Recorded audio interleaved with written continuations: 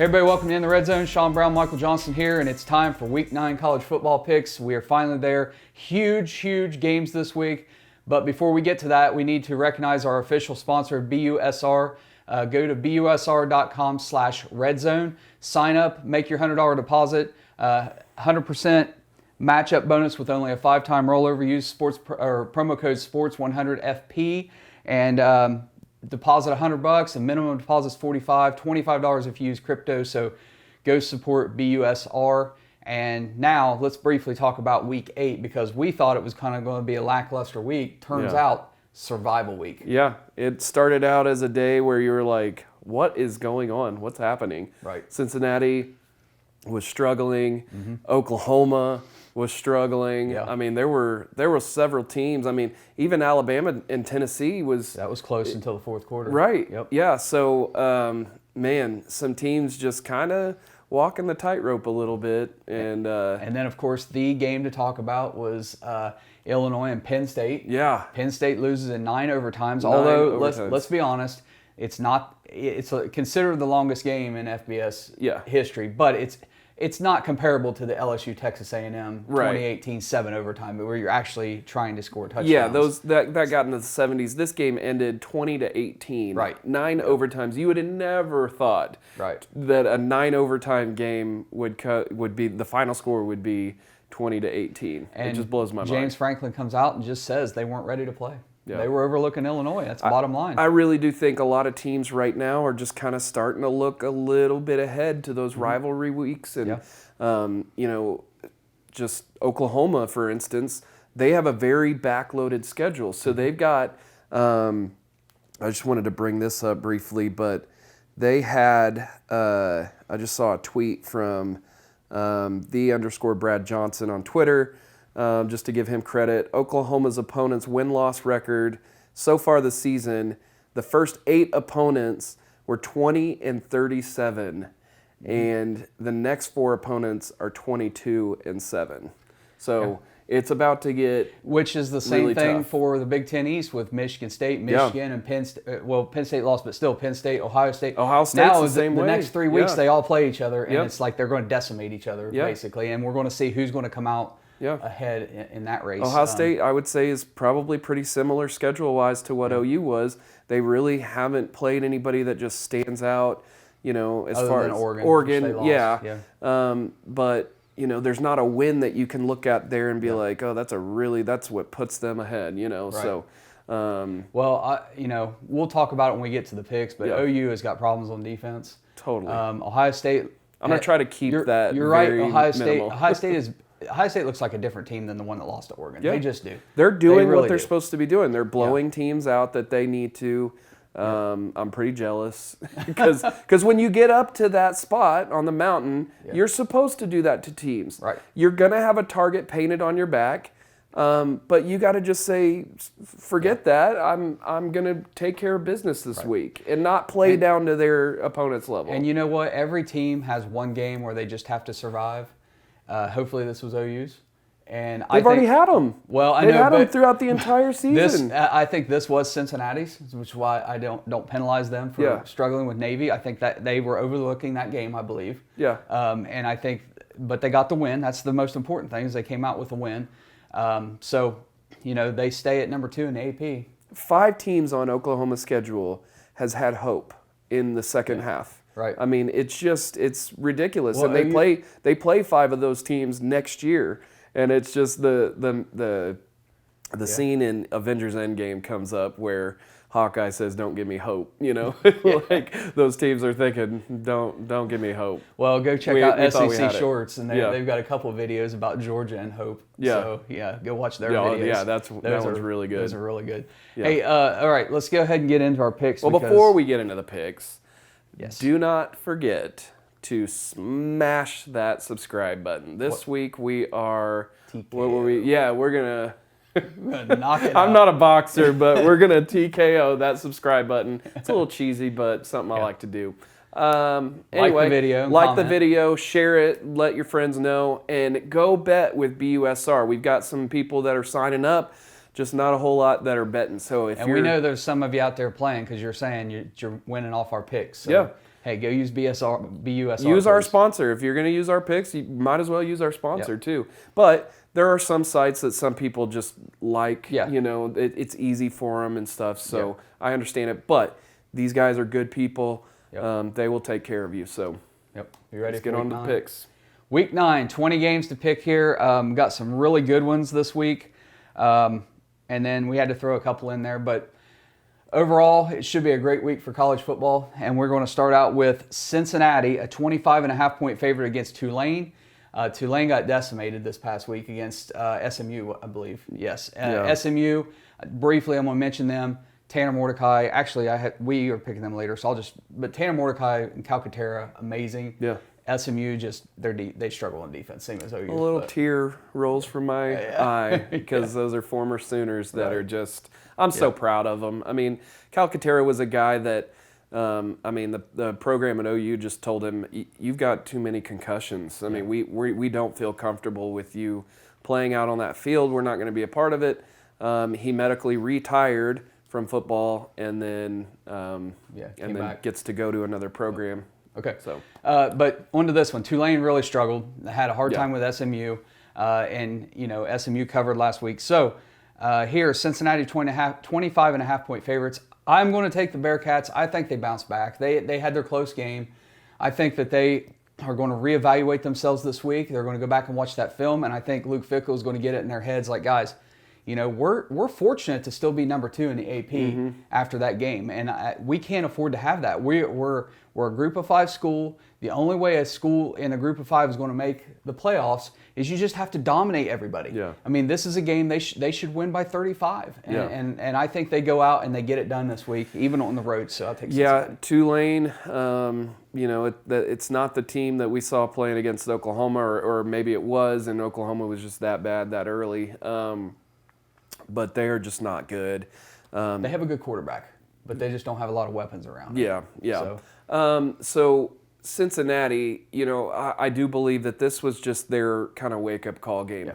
But it's Navy. It's an option team that is really tough. That's why we called it last week. Or at least I called it last week that I thought that they would struggle. Yeah. Or not struggle, but just I know what you're saying. It was definitely, look, I watched most of that game. Those Cincinnati players, all year long, every game they've came out, they've been absolutely fired up, high energy. Yeah. They were as flat as could be. Yeah, Cincinnati had the ball for 20 minutes and 33 seconds. Navy had the ball for 39 minutes and 27 seconds. That's just, it's really hard when your defense can't stop that. Yep. It's really hard to get off the field. And even though it didn't show up in a win, they still were close. And Ritter throws an interception down by the near the goal line, and it was just a stupid mistake. And they weren't focused; they weren't ready to play. So, who do you have here? I'm going to take Cincinnati. Like I said, I think that was their game where they kind of, shake off the bad juju. And hey, we've got CFP. Polling coming up pretty soon. Like 2 weeks. Yeah, they're going to have to, the freshest games in the committee's minds, they're going to want them to be really big wins. And, the week after that, Cincinnati has... They still have SMU in Houston. They've got Tulsa the next game, and then South Florida. So there shouldn't be a trap at all. So I'm taking Cincinnati. Okay, next game, Michigan is a 4-point favorite against Michigan State. Big noon kickoff, there's really 3 huge games this week, and this is one of them. Yeah. Michigan State, both ranked in the top 10. Every time I think about this game, I think back to 2015 or 2016, where Michigan has the lead, 37 seconds, or no, even less than that, maybe 17 seconds left to go, and all they have to do is punt the ball, and their punter fumbles it, gets hit, it flies into the hands of a Michigan State guy who returns it for a touchdown. They win the game with no time on the clock. You remember that one. Well, that ball carrier destroyed his hip. He did. Ruined his career with that tackle. But that's the play I always think about when I think of this game. The ball came out. It was crazy. He scored. He has trouble with the snap. And then the surrender cobra. the Michigan State just. Oh, yeah. Oh my gosh. Yeah. Hey, and I'll tell you what, there was a few moments in that Northwestern game where I saw they cut to the fans where Northwestern made some plays and people were just like, "What just happened?" Yeah. This game to me, I know Michigan's a 4-point favorite. It feels like an even pick. It's going to be a close game. It's not one I would ever let a bet on. I mean, I would stay away from putting any money on this game because I think it's going to be close. But we have to make a pick. We don't pass. We always make picks no matter how tough the game is. In this one, I'm going to take Michigan to cover the 4. Yeah. Maybe win by 5. I'm trying to look. No, nobody's. It doesn't look like either of these teams have really played. I mean, Michigan did beat Wisconsin, 38-17. I mean, Michigan State, struggled with Indiana. I don't know. You're right. No, neither team's really played a top-tier team yet. Yeah. And so it's kind of questionable how good each one really is. Now, I know Michigan fans, they're both fans, are going to be just vitriol in the comments this week. Yeah. But, yeah. Man. This could be Michigan by 5 or 6. This could be Michigan by 3. Could be Michigan State winning by 2. I think this all comes down to who can stop the run. I mean, obviously Michigan doesn't throw the ball that much. Cade McNamara has only thrown 142 passes so far in the season, or 146. So I think I would give the edge quarterback-wise to Michigan State. I would also give the running back edge to Michigan State as well. But Michigan is really good at stopping the run. They only give up 116 yards on the ground per game. Michigan State, 121 yards on the ground giving up. But they give up more in the pass. So can Michigan, continue to utilize the pass when they want to? Both teams this week are going to be focused on stopping the run. Yeah. So it really is. Because Kenneth Walker, Kenneth Walker, let me just read a couple of stats from him. Because he's playing outstanding. He's got 152 attempts on the year, 997 yards in 7 games, 9 touchdowns on the ground at an average of 6.6 yards per rush. And so I think this is going to be his most difficult game to have to go against a defense that can stop the run. But in game so far. Right. But he's also, been utilized in the passing game a little bit. He's got 5 receptions for 25 yards, 1 touchdown. His long being a 13 yards. So really, they don't utilize him that much in the past. But man, I'm going to take Michigan State.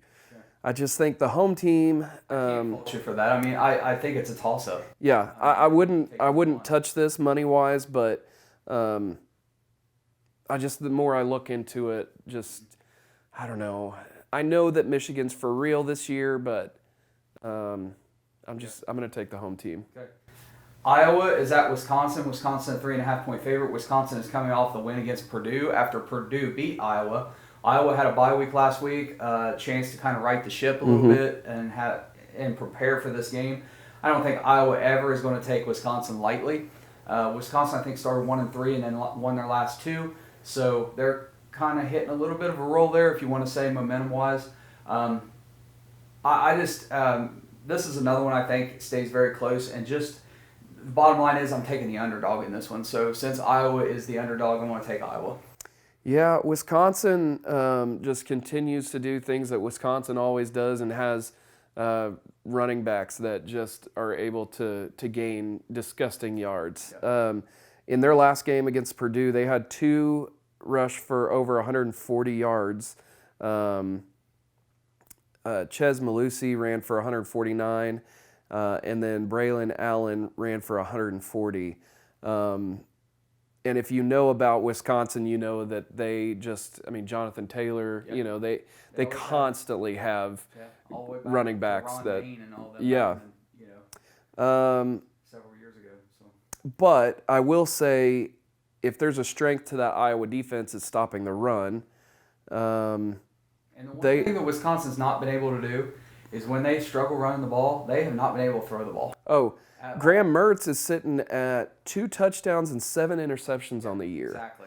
If he tries to throw the ball against Iowa, they're going to get another. Well, he's another one too that doesn't really throw a whole lot. I mean, it's that traditional Big Ten football. Yeah. But I think they're going to have to this week. Yeah. Beat Iowa. Man, so I'm going to take Iowa. Iowa is only allowing 89 rush yards per game. Now Wisconsin's only allowing 53 per game. It's pretty tough, but I'm gonna stick with Iowa. Okay. They're on they lost to Purdue and then had the week off. So, but before that they were playing really well. Wisconsin is on a 3-game winning streak here, and the losses before that were to Michigan and Notre Dame. So after starting out 3-1, they've been able to kind of turn things around. But I've got Iowa. Okay, next one. Texas is at Baylor. Baylor is a 3-point favorite. Because this game's in Waco and because I believe in Baylor, their only loss was to Oklahoma State. I think Baylor went by 6 in this one, so I've got Baylor covering. Yeah, this one may end up being a pick'em just at game time. I mean, it may get down to 1 point. Man.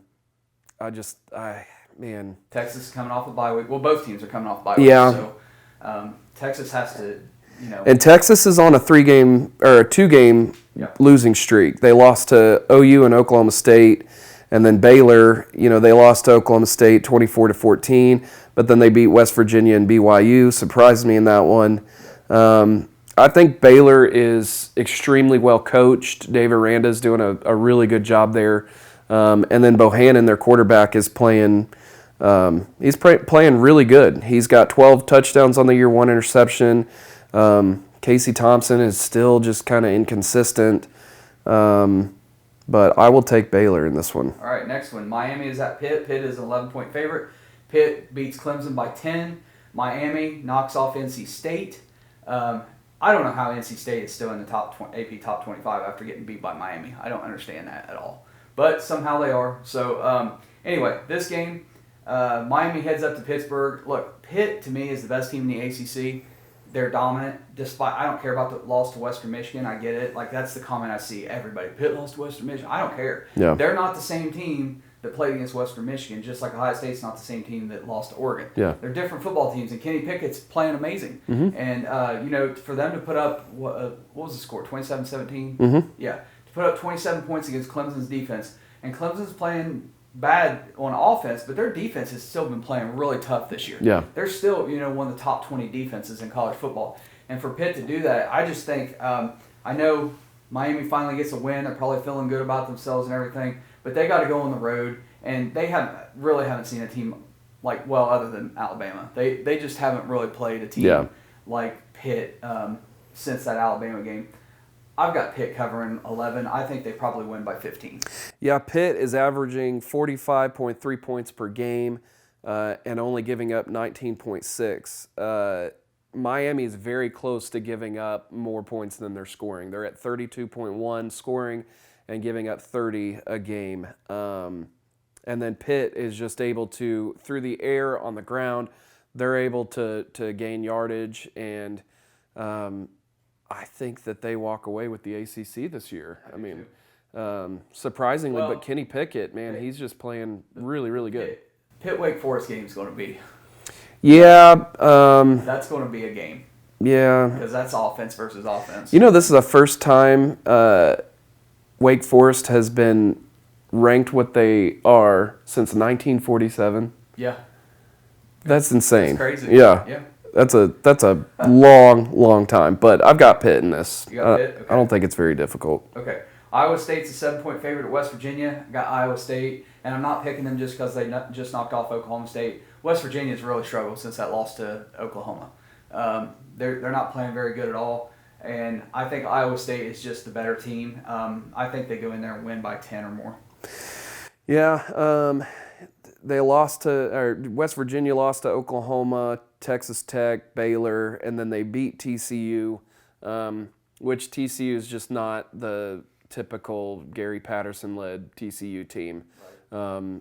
I mean, they may be thinking here, if they keep having years like this, how much longer they want to keep him.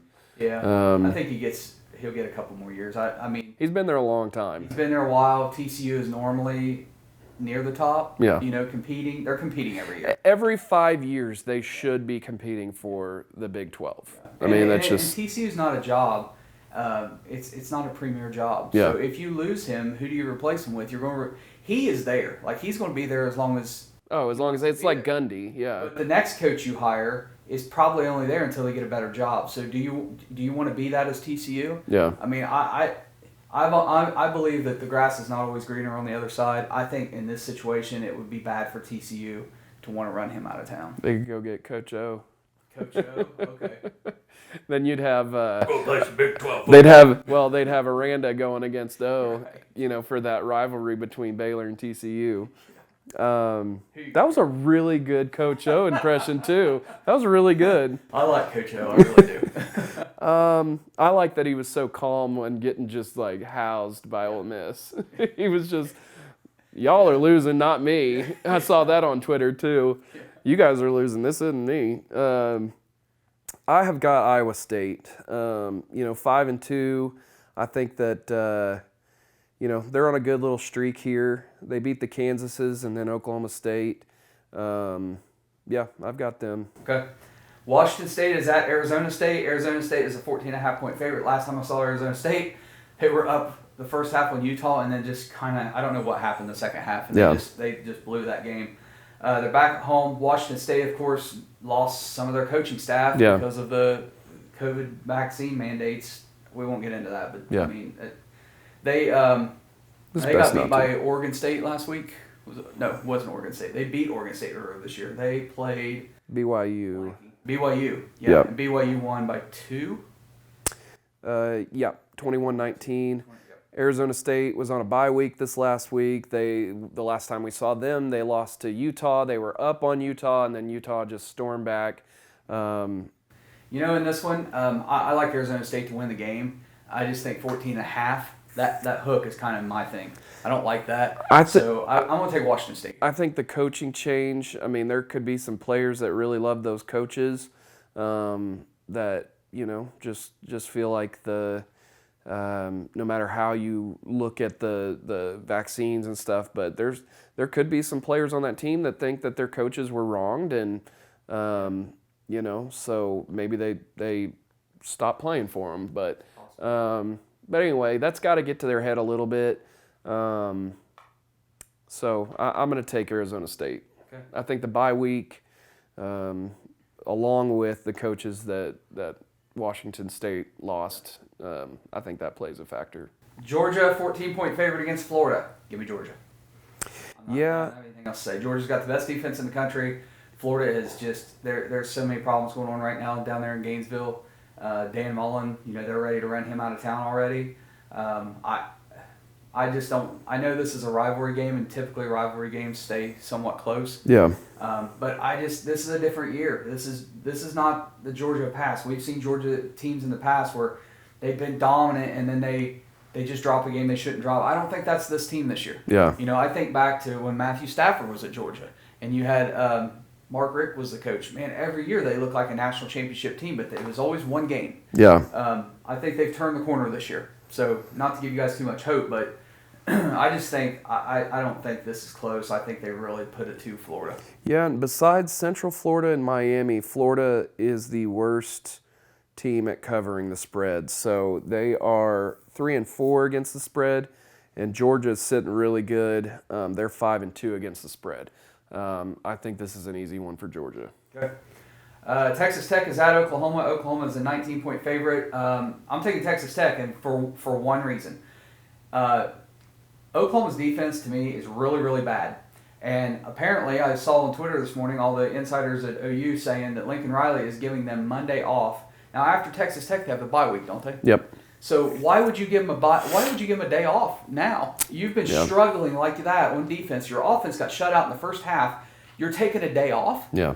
They're not going to be ready to play Texas Tech. Texas Tech's offense is, they can put up points. They can put up a lot of points. And Oklahoma might need to score 70 to win this game. Now, Texas Tech's defense is bad too, but I don't think there's any way in heck that Oklahoma's covering 19. Yeah, I don't think they do either. Oklahoma just hasn't been able to cover this year.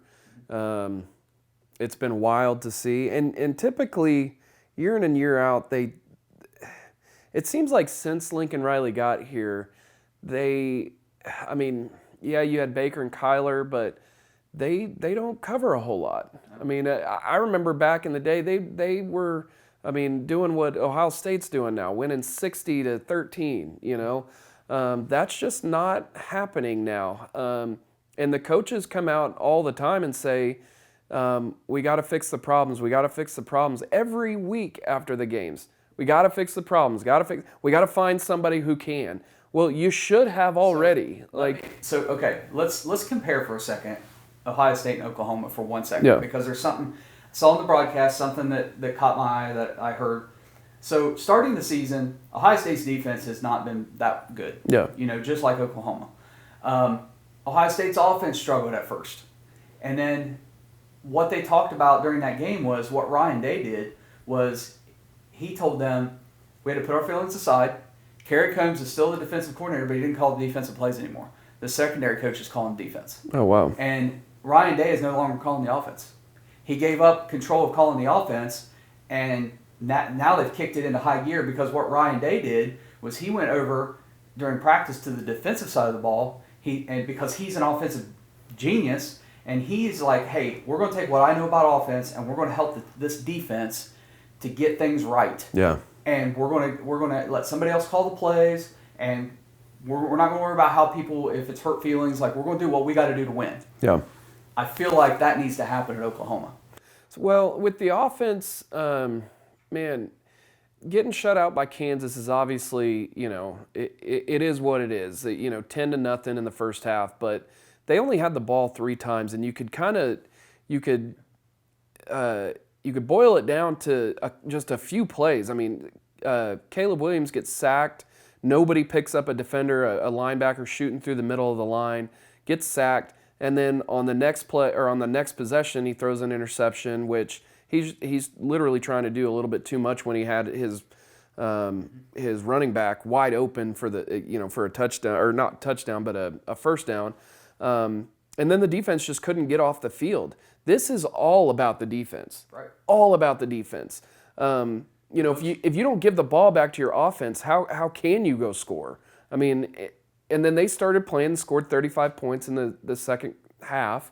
But wouldn't it make sense, because Lincoln Riley's an offensive genius, that he step away and go over with the defense and help them right the ship? Yeah, he should. I think he should. If he doesn't, that's just that's poor coaching. The times and it's only been a few, but the times I've been at their practices and watched, he has nothing to do with the defense. Apparently I'm sure he meets with his coaches during the week. Yeah, he does. He's on that offensive side of the field. They're running through drills and he's holding the bag, guys hitting him and stuff. He's not. He's still a quarterback's coach too. Yes, he's not an acting head coach at practice. Yeah, and I think they need to change their approach. Him and Ryan Day are pretty close. Back a few years ago when Trey Sermon decided to transfer, that's where Lincoln Riley told him, "Hey, you should go transfer to Ohio State."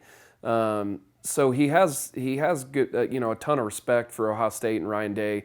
I'm hoping that Ryan Day's telling him that, hey, I went over to the defense, helped them out.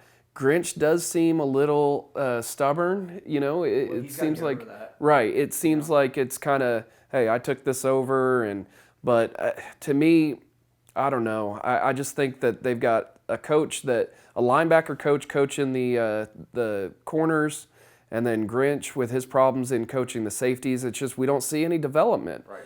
We've got guys regressing that played phenomenally last year. Well, and part of it is Grinch's approach of, we're not going to worry about scheme. We're just going to fly the football. Well, that doesn't work. I'm sorry. You got to know your coverages. You got to know where you're supposed to be in the zone. I've never seen when the safety's supposed to come overhead. You can't just say just fly the football and everything will be okay. It doesn't work that way. Even with as bad as OU was defensively from 2015 to 2000 till Grinch got here, they still were in decent positions. They were just outmanned. They just didn't have good players there. Well, now they've got good players there who just have no idea what they're doing.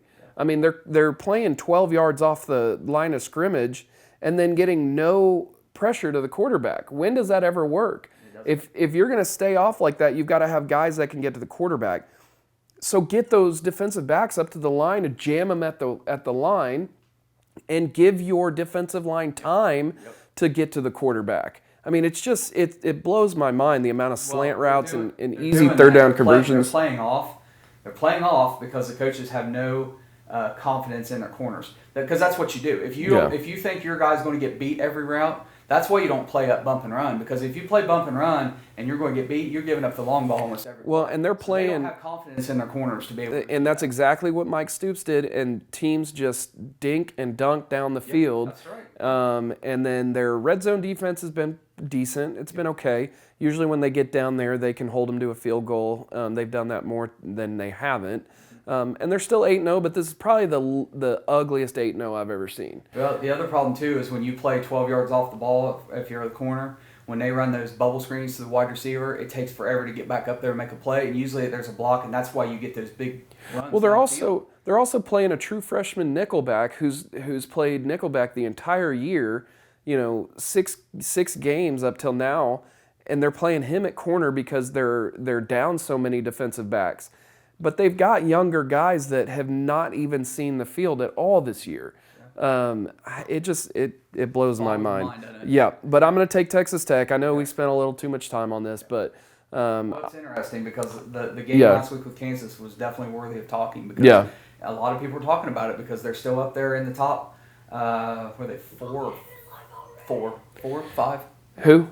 Oklahoma in the AP. I think they're 4. I think they're still right there in playoff contention. So, I mean, struggling with a team like Kansas, it's worthy of talking about. So yeah, but either way, I think you go undefeated. They still control their destiny. I think they're still in. I know there's a lot of people that are like, "What about Alabama and Georgia?" But they're going to play each other. This isn't that year. For two SEC right, teams. right. Because you can have Wake undefeated. There's a lot of undefeated teams left. But yeah, I think that Tech is good enough to stay within 19 of this just weird Oklahoma team that just has to get stuff figured out. And they've got a bye week after, so hopefully they're not looking forward to that bye week too much. Okay. Next game is, I lost my track. Colorado is at Oregon. Oregon a 26-point favorite. Oregon gets the win against UCLA. It was close, 34-31, but they do get that win. UCLA was favored in that game. Oregon without C.J. Verdell, but they have that. I forgot his name, but they have Travis Dye. Yeah, and he stepped up in a big way.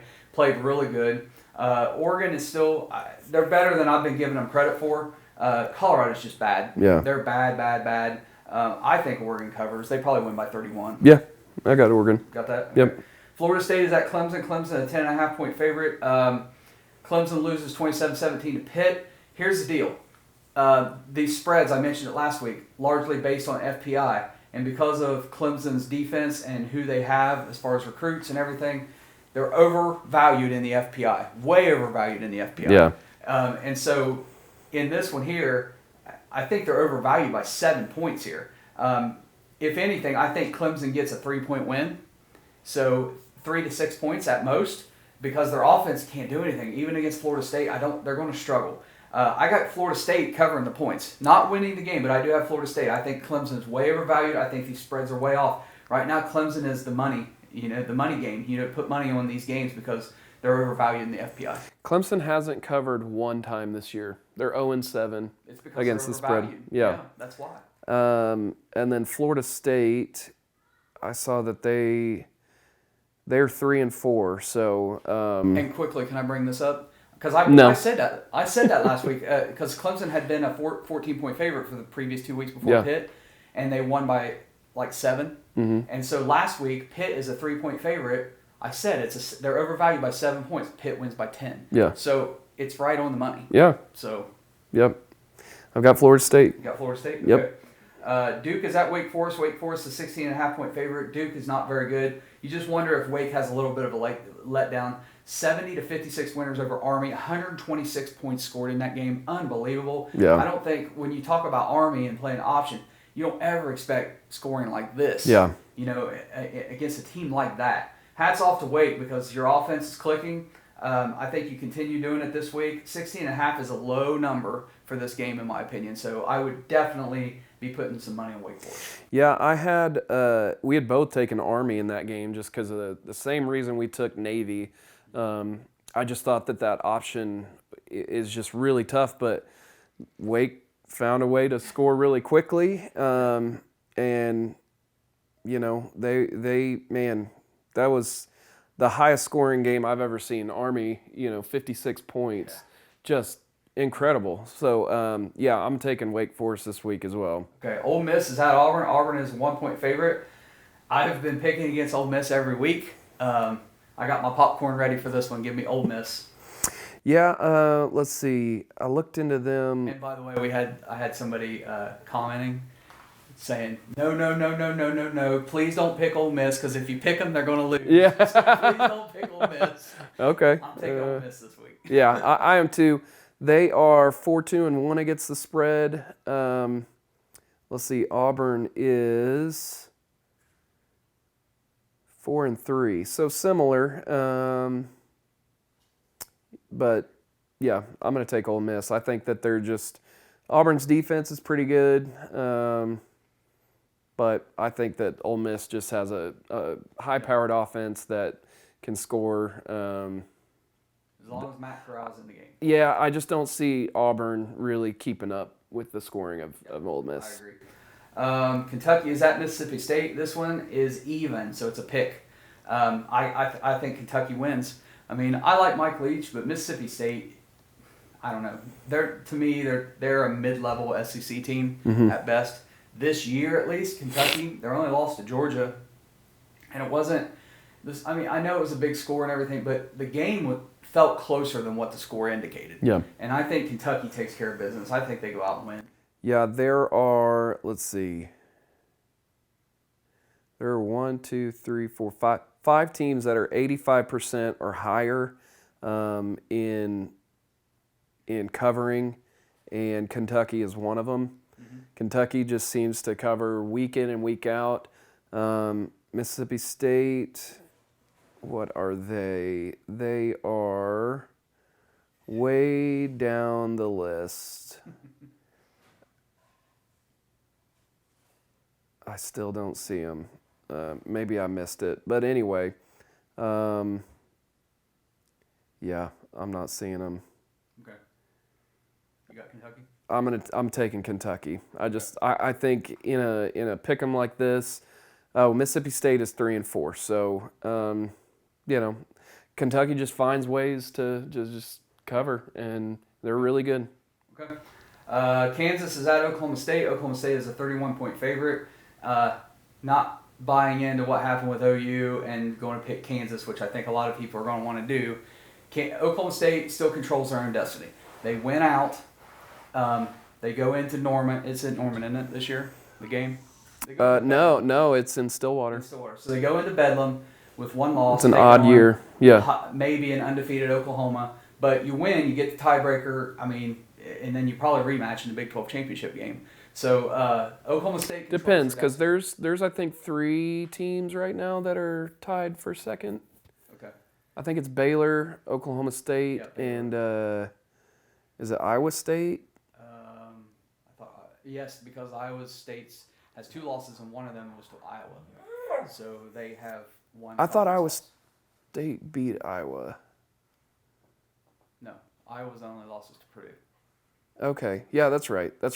So they have 1 conference loss. Yep. So there's there's 3 teams there tied for second in the Big 12. So it would depend on tiebreakers, but still, Oklahoma State, they kind of control their own destiny. Yeah. Because if they beat Oklahoma, they have that head-to-head. So I'm saying that because these players still have a lot to play for. Mike Gundy's a really good coach. He is going to get them right this week. And when Kansas comes to town, they're going to be feeling good about themselves because they hung with Oklahoma. Man, I think Oklahoma State puts it on them. So I've got Oklahoma State covering 31. It's a big spread, but I think they take care of business in Stillwater. You'd think, and you'd also think, how much, Oklahoma's the team in the Big 12 that's got the biggest target painted on their back. So they're going to get, and that was one thing I was going to say when we were picking that game. There's not a lot of teams besides Georgia, but SEC has Alabama as well.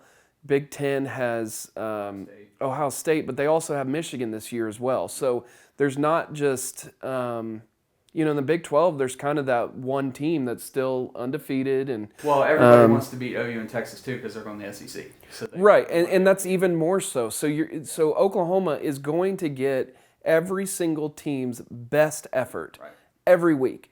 Yep. So when you come not prepared to play, you see that's what happens against teams like Kansas, teams like Kansas State, teams like TCU. Even Nebraska really wanted to win, and we saw that. So the only thing with Oklahoma State, they're just not really blowing anybody out. They beat Boise State 21-20. They beat Kansas State 31-20. They beat Baylor 24-14. They don't, unless you go way back to their non-con, those were 23-16 against Missouri State, 28-23 against Tulsa. So they still don't have just an outright just housing of a team. So I don't know that they have enough to do that. And Kansas, did they get a huge boost in confidence this week? And that, hey, we played with the best team in the Big 12. Or does Kansas say that was our national championship game? We hung with them for the first half and then got beat pretty bad in the second. Tulane hung with OU and went out the second week and got blown out. That's true. So That's true. Work for them, That's true. And when you start taking mentality and emotions into effect, it can end up biting you. But I don't know that 31. I just don't see 31 with Oklahoma State. So I'm going to take Kansas to cover here. Okay. Next game. SMU is at Houston. Game is even. It's a pick'em. I stayed up and watched all of the Houston-East Carolina game, which started 5 hours late because of a lightning delay. That game was supposed to be played during the day. That game ended. It was the last game. It was basically American Conference after dark. It was late, and I had to watch because when I revealed my Red Zone top 25, I had to wait for that game to end because I had Houston in the top 25, and I needed to know if they were going to lose or not. Yeah. That game came down to the end. It was crazy. But Houston did get the win. Look, SMU is a lot better offensively, but they struggle in defense. I look for this one to be a high-scoring shootout, but I think SMU has enough to get by Houston, and so I'm taking SMU in this one. I'm taking SMU as well. I know that this is a tough one for them, and then in a couple of weeks they've got Cincinnati. So hopefully they're not looking ahead too much, and they're going to have a target painted on them. I mean, everybody wants to be the team that knocks off an undefeated team, especially over half the season in. So looking at a couple of teams they've played, Houston beat Navy 31-24, and then or SMU beat Navy 31-24, and then Houston beat Navy 28-20. So really, there's kind of, you look at the scores of some of these games and you see they're pretty similar. Like that Tulane game is both of them beat them pretty well, 40-22 by Houston. Then SMU beats Tulane 55-26. So you can easily see why now Now Houston is favored by one, but we've locked it in even. So I'm taking SMU. I'm going to take SMU in this. I think their offense is more potent. So, yeah. Okay. All right, next game is Penn State taking on Ohio State. Ohio State is a 17-point favorite. We talked a little bit about Penn State coming off the 9-overtime loss to Illinois. They were looking ahead. Ohio State just absolutely destroyed Indiana. I mean, after that first Indiana drive, it was a shutout. So Penix didn't play. I don't think it would have mattered. Yeah. I mean, Ohio State is just on another level right now. Maybe they score 14 instead of 7. Yeah, maybe. Ohio State, I've said this for a couple of weeks now. I get they lost to Oregon. Let's put that aside. This feels exactly like the situation in 2013, 2014 when they won the national championship after losing to Virginia Tech. Because they lost Virginia Tech, and then Virginia Tech went on the next week and lost. Yeah. And so Ohio State still controls their own destiny. I saw today, I put it on our community tab on our channel. You can go check it out, picture. Ohio State wearing all red uniforms this week. Whoa. Sweet looking. And I said, Dude. hey, if they get the whole stadium, if everybody's wearing red in the stadium, you can call it a bloodbath. Going to feed on some Nittany I'm Lion. so jealous, man. They always do like the coolest stuff. Those like dark gray unis from a few years ago. And they had the blackout against Penn with State a the few years ago. with like the scarlet trim and stuff. Gosh, dude, I wish OU would do something like that. Thankfully, this game in primetime. The last few years, this has not been a primetime game, which is because of Fox and usually the World Series or baseball. So this year it is in primetime on ABC. I'm glad ABC got the game for that reason. Yeah, it's going to be electric atmosphere in Columbus. Is that where game day is going to be? I have not seen where they're going to be. Okay. If I would guess it would be. I can't imagine it not being there. This is one of 3 huge games. Big noon kickoff. Fox is at Michigan State, so I would have to think game day is in Columbus. Yeah, I'm gonna look it up. Either way, here's the bottom line. Sean Clifford played last week. They still lost. Penn State is dealing with some injury issues. Sean Clifford's not 100%. I know Penn State fans don't want to hear this, but yes, you overlooked Illinois. You're not as good as Ohio State. You're not. I don't think so. 17 is a big number here because this game normally stays close. Yeah. But I'm going to take Ohio State to cover that because the way C.J. Stroud and Trayvon Henderson and Chris Olave and then Jigbu and all them are playing, I mean, I don't know who can stop them right now. Yeah. So I've got Ohio State covering 17. And it's not because I'm an Ohio State fan. It's just I truly believe that's how good they are right now. And this one probably is a game that when they win, if they win big, you see Ohio State make a big jump in the AP. Right now they're like 6 or 5, and Michigan's right below them. But they could jump, especially if Oklahoma doesn't cover against Texas Tech, and then Ohio State goes out and blows out Penn State. You could see them jump them. I think there will still be some undefeated teams ahead of them. Until we see the CFP and what happens with that. But I take a quality win over. I get that. Undefeated. I get that. But if Ohio State ends up beating Penn State, that will knock them out of the ranking. So can you really say that at that time that was a ranked win? Yeah. Now, if it's a close one and they end up winning and Penn State stays in the rankings, somewhere in 20 to 25, then yeah, maybe that. But if they go out, it may be in their best interest not to go out and just blow them out. Well, I mean, really for Ohio State. To make Penn State look like a better team. Over the next few weeks, they've got Penn State, Michigan State. I think they got Purdue in there, which is scary. That's a scary game. And then Michigan. They win those 3 big ones, and Ohio State's probably number 2 in the rankings. I just can't imagine them not being if they win that. And then they go to the Big Ten Championship game and win that. I don't know how they're not number 2.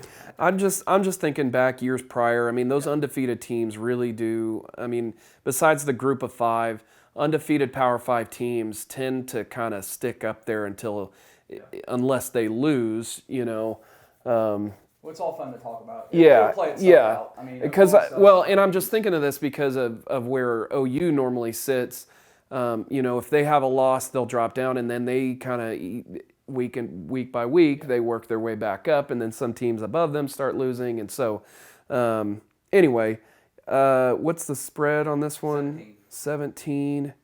Yeah, I mean, Ohio State's they've been lights out, and they've been just dominating every single team they've played. Now, granted, we've said they haven't really played anybody of note. I don't know that they have a single ranked win yet.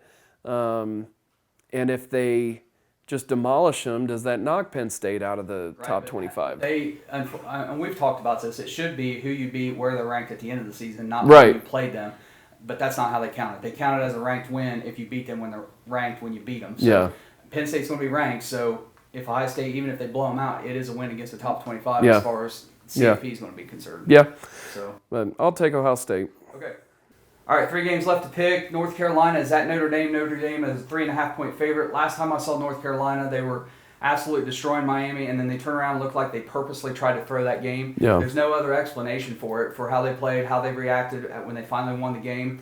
Notre Dame, they won't ever try to throw a game. So this game is in South Bend, 3.5 points. North Carolina, really, they have Sam Howell, and that's about it. I think Notre Dame easily covers 3.5. Yeah, I do too. Notre Dame's 4-3 against the spread, and North Carolina's 3-4, so not a whole lot of difference there. This will be a primetime NBC game again. Yeah. Sam Howell's been playing, pretty good. 18 touchdowns, 6 interceptions. He'll definitely, man. He has a chance to go over 3,000 yards passing this year. He may get that, but Jack Cohn's thrown 11 touchdowns, 4 interceptions, 1,397 yards. I'm going to take Notre Dame. I just think that defensively they're better. They're only giving up 23 points compared to 28 to North Carolina, and that's, you look at that and think that it's not that big of a jump, but I mean it kind of is when you average out 7 games. So I'll take Notre Dame. Okay, UCLA is at Utah. Utah is a 5-point favorite. Utah got beat by Oregon State this past week. You picked that one correctly. I didn't. I thought Utah, coming off the win against Arizona State, would have played a lot better. But Oregon State has a tremendous offensive line. They run the ball really well, and congrats to them for getting the win. They only have 2 losses this year. One to Purdue, who is not as bad as kind of thought they would be. Yeah. And then they have, I think, Washington State was their second loss. Anyway, back to this one. UCLA coming off the loss to Oregon. They played it tough. They played it really well. But they're traveling to Utah, to Salt Lake City. Tough to play there. Pretty close. 5 points. I'm taking Utah.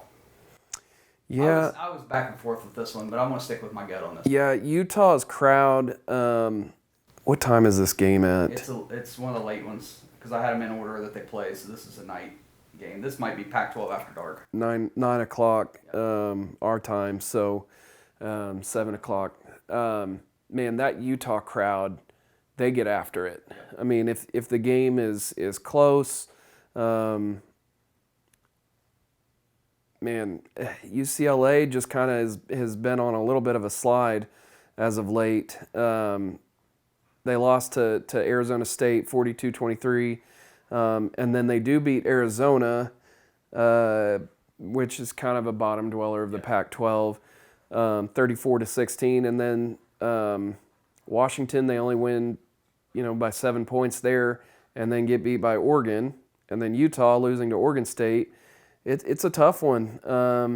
Both teams coming off a loss this last week, but I will give the edge to Utah. I just think that their crowd plays a big factor into how the energy of that team goes. So, and UCLA is no slouch. It'll be a tough out for them, but I see Utah covering here. Last one, Fresno State versus San Diego State.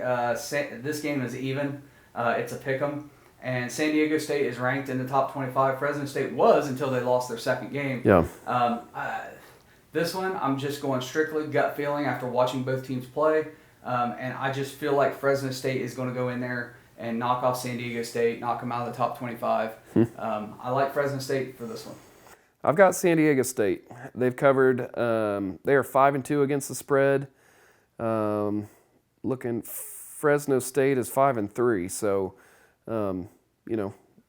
barely any difference there. But I've got the home team. I'm going to take San Diego State. Okay, that's our picks for Week 9 college football. Hey, remember, go check out BUSR. Sign up, busr.com/redzone. 100% matchup bonus with only 5-time rollover with promo code SPORTS100FP. You deposit $100, you get $50 for live betting. It's a minimum deposit $45, $25 if you're using crypto like Bitcoin. Yeah. So go check them out, sign up and deposit and start playing with them. I know some of you guys are betting, so go bet with BUSR. Hit that subscribe button. Hit it, smash it, knock it out, TKO. Yeah. Yeah, go UFC on it. So, anyway, that's all we have. Also, check us out on social media, and we'll see what happens with Week 9. By the way, real quick, I was 10-10 last week. What were you? We forgot that at the beginning, so. So I was, let's see. I got Notre Dame right. Okay, so I was 1, 2, 3, 4, 5, 6, 7, 8, 9, 10, 11, 12, 13, 14. I was 14-6. Wow, that's good. That's really Had a pretty good week. 14-6. Yep. Okay, so 14-6, 10-10. Hey, we'll see how we do next week. Hey, that's it for week 9 for picks. We'll see you next week. Take care.